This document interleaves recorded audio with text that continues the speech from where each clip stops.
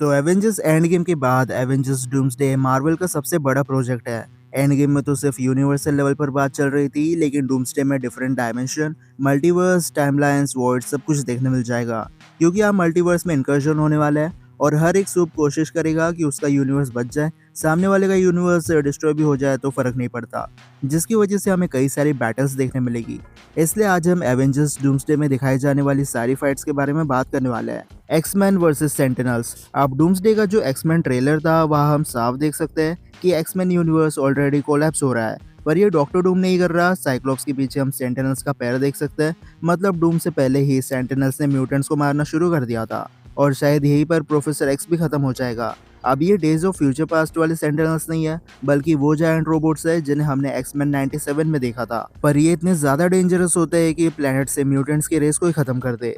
इसलिए डूम्सडे में एक्समैन का इंट्रोडक्शन एक फाइट सीन से होगा, जहां म्यूटेंट्स और सेंटिनल्स में एक तगड़ी फाइट होने वाली है। थॉर एंड वर्दी कैप वर्सेस डॉक्टर डूम। अब सिनेमाकॉन इवेंट में एक सीन था जहां डॉक्टर डूम थॉर का स्टॉर्म ब्रेकर एक हाथ से रोक देता है, लेकिन यहाँ पर सिर्फ थॉर फाइट नहीं करता, वर्दी कैप्टन अमेरिका भी थॉर के साथ वह फाइट ज्वाइन करता है। बेसिकली ये वो स्टीव रॉजर्स है जो पैगी के साथ पास्ट में रुक गया था, लेकिन डूम ने पैगी और स्टीव के बच्चे को कुछ कर दिया है, जिसकी वजह से स्टीव ने डिप्रेशन में अपनी बियर्ड बढ़ा ली और अब वो फिर से प्रेजेंट टाइमलाइन में आकर थॉर का हेलमेट लिफ्ट करेगा और ये दोनों सीधा जाते हैं डॉक्टर डूम को बीट करने। लेकिन ये बात कंफर्म है कि doctor Doom battle world form करने वाला है, जिसकी वजह से दोनों यहाँ पर हार जाएंगे और शायद स्टीव यहाँ पर मारा भी जाए। Gambit versus Shang-Chi. अब शांग-ची को हम ऑलरेडी उसके सोलो मूवी में देख चुके हैं और डेडपूल एंड द वोल्वरिन में गैम्बिट भी देखने मिल गया। अब गैम्बिट वॉर्ड में ही पैदा हुआ था, इसलिए इसके पास कोई स्पेसिफिक यूनिवर्स नहीं है, इसलिए कैसेंड्रा नोवा के मौत के बाद गैम्बिट ही वॉर्ड पर रूल करता है। पर सिनेमाकॉन इवेंट में जो डूम्सडे का टीजर दिखाया गया था, यहाँ पर एक मूवमेंट पर गैम्बिट और शांग-ची एक दूसरे से फाइट करते हैं, लेकिन मुझे ऐसा लगता है कि ये दोनों किसी अल्टरनेट यूनिवर्स से है जो सिर्फ अपने रियलिटी को प्रोटेक्ट करना चाहता है, क्योंकि शांग-ची तो मेन यूनिवर्स में रहता है जिसे 616 यूनिवर्स कहा जाता है और ये तो एक्समैन यूनिवर्स से कोलैप्स करेगा, या फिर इल्यूमिनाटी नहीं तो 617 यूनिवर्स से, जो इस डॉक्टर स्ट्रेंज का यूनिवर्स था। इनकर्जन में वॉर्ड कोलैप्स नहीं होता, इसलिए गैम्बिट के पास कोई रीजन नहीं है वॉर्ड को प्रोटेक्ट करने के लिए। इसलिए गैम्बिट और शांग-ची का फाइट होना तो पक्का है, लेकिन ये किसी अल्टरनेट रियलिटी से बिलोंग करता है। Mistake versus new Avengers. अब ये बात तो पक्की है कि एवेंजर्स वर्सेस एक्समैन डूम्सडे में होने वाली है, लेकिन ये उस लेवल की फाइट नहीं होगी जो बहुत सारे सुपर फैन सोच रहे हैं। बेसिकली म्यूटेंट यूनिवर्स से मिस्टिक 616 यूनिवर्स में आएगी, जहाँ वो एलियन का रूप धारण करेगी ताकि किसी के पकड़ में ना आए। पर आखिर में न्यू एवेंजर्स का कोई ना कोई मेंबर मिस्टिक को पकड़ लेगा और मिस्टिक को रेस्क्यू करने के लिए कुछ एक्समैन मेंबर्स 616 यूनिवर्स में आएंगे न्यू एवेंजर्स से फाइट करने के लिए।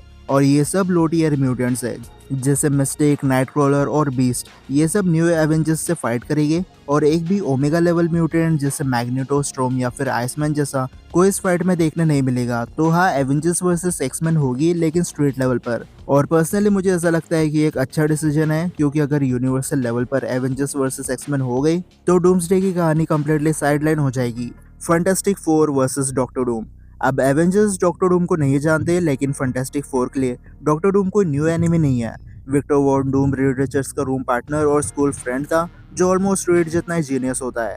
इसलिए डूम भी आने वाला है फैंटास्टिक फोर के साथ में मेन यूनिवर्स में। जो शुरू वाला टीजर था वो देखकर साफ ऐसा लग रहा था कि किसी को स्क्रीन से हटाया गया है और ये डॉक्टर डूम था। और डूम ने कई सारे स्टोरी लाइन्स में फैंटास्टिक फोर को बिट्रे किया है, और मेन यूनिवर्स में आते ही जब डूम का काम पूरा हो जाएगा वो फैंटास्टिक फोर को बिट्रे कर देगा, जिसकी वजह से इन चारों की फाइट हमें डूम के साथ देखने मिलेगी। लेकिन डूम के मैजिक के सामने ये लोग नहीं टिक पाते हैं और आखिर में नॉकआउट हो जाता है। इसके बाद फैंटास्टिक फोर दूसरे एवेंजर्स के साथ टीम अप करना शुरू करते हैं ताकि वो डूम को बीट कर पाए। और डूम्सडे में तो नहीं, लेकिन एवेंजर्स सीक्रेट वॉर में डॉक्टर डूम और रीड रिचर्ड्स की काफी अच्छी खासी फाइट होने वाली है। सेंट्री वर्सेस लोकी। अब जब मैंने पहली बार इनकी फाइट के बारे में सुना था, तब मैं सोच रहा था कि सेंट्री गॉड ऑफ मल्टीवर्स से फाइट क्यों करेगा। पर सेंट्री जिस लेवल के काम डूम्सडे में करने वाला है, उसकी वजह से उसे लोकी के सामने आना ही होगा। जैसा कि हम सब जानते हैं, हाइपेरियन एमसीयू में एग्जिस्ट नहीं करता, इसलिए जिस तरह हाइपेरियन ने दो यूनिवर्स को अपने स्ट्रेंथ से रोकने की कोशिश की थी, सेम उसी तरह सेंट्री दो यूनिवर्स को होल्ड करने वाला है ताकि इनकर्जन ना हो। पर सेंट्री इस मिशन में फेल हो जाता है और गुस्से में वो किसी तरह लोकी तक पहुंच जाता है। अब सेंट्री भले एक ओवरपावर्ड बीइंग है, लेकिन वो गॉड ऑफ मल्टीवर्स के लिए कोई मैच नहीं होता। इसलिए इनकी फाइट किस तरह देखने मिलेगी वो तो डूम्सडे देखने के बाद ही पता चलेगा। Every team versus doctor Doom. अब जैसा एवेंजर्स डूम्सडे में सारे एवेंजर्स थैनोस के खिलाफ खड़े हो गए थे, वैसा ही कुछ डूम्सडे में होने वाला है। बस फर्क इतना है कि यहाँ पर डॉक्टर डूम अकेला होगा और सामने बहुत सारी सुपर टीम्स है जैसे Avengers, New Avengers, Fantastic Four, X-Men, Talokan और यंग एवेंजर्स, ये सब एक साथ डूम पर अटैक करेंगे। लेकिन डूम टाइम रहते बैटल वर्ल्ड को फॉर्म कर देगा, जिसकी वजह से सारे हीरोज बैटल वर्ल्ड में टेलीपोर्ट हो जाएंगे और कोई भी सूप डूम का कुछ नहीं उखाड़ पाएगा। और इस सीन को अच्छे से अडेप्ट किया तो ये मार्वल का सबसे बेस्ट मूवमेंट में से एक हो सकता है। Cyclops versus magneto. अब कोई भी एक्समैन यूनिवर्स उठाकर देख लो, कहीं ना कहीं एक मोमेंट पर साइक्लोप्स की फाइट मैग्नेटो के साथ हो ही जाती है।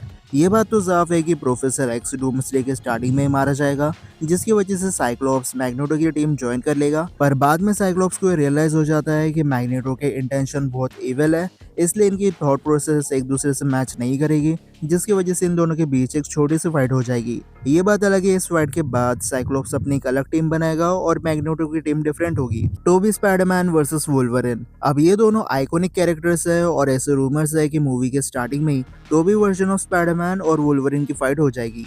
अब ये दोनों डिफरेंट यूनिवर्स से बिलोंग करता है, बट डेडपूल और वुल्वरिन को इनकर्जन के बारे में पता होता है और उनका यूनिवर्स स्पाइडरमैन की यूनिवर्स से कोलैप्स करने जा रहा था। इसलिए म्यूटेंट बीस्ट उन्हें एक डिवाइस देता है जिसकी वजह से स्पाइडरमैन यूनिवर्स डिस्ट्रॉय हो जाएगा। अब प्लान तो बहुत सीधा है, लेकिन बीच में स्पाइडरमैन आ जाता है और फिर वुल्वरिन और स्पाइडरमैन के बीच एक अच्छी खासी फाइट देखने मिलती है। पर अब टाइम हाथ से निकल चुका होता है और दोनों यूनिवर्स एक दूसरे से कोलैप्स कर जाता है, जिसकी वजह से वुल्वरिन और स्पाइडरमैन मूवी के स्टार्टिंग में खत्म हो जाता है। और ये दोनों आइकॉनिक कैरेक्टर्स है, इसलिए इनकी डेथ कई सारे सुपर फैंस को इमोशनली हर्ट कर सकती है। लेकिन यही वो कुछ फाइटिंग मोमेंट्स थे जो हमें एवेंजर्स डूम्सडे में देखने मिलेंगे।